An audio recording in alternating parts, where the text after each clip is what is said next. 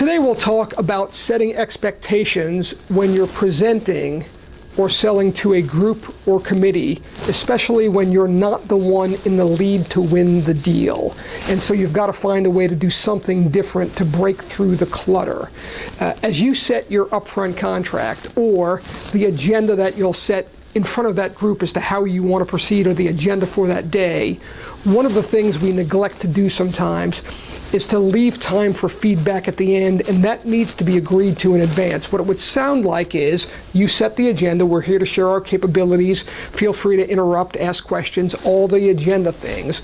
And then what may make sense is at the end, we'll leave the last 5 to 10 minutes to be able to go around the room and get some candid feedback from each of you as to whether or not you think we hit the mark or missed the mark. And certainly if we miss the mark, it would be important for us to find the reasons out why. Is anybody uncomfortable with that? It gives you a tremendous way to sort of end the presentation and say, all right, Joe, let's start with you. Hit the mark, miss the mark. You can begin to define who are your white knights or your champions or your black knights or your detractors. And one other final tip, one of the things to say after they say, that would be fine, I say in a meeting like this with 5 or 6 of us in the room, there are times when something occurs to me about a question I should have asked that perhaps I didn't ask because it escaped me during the meeting.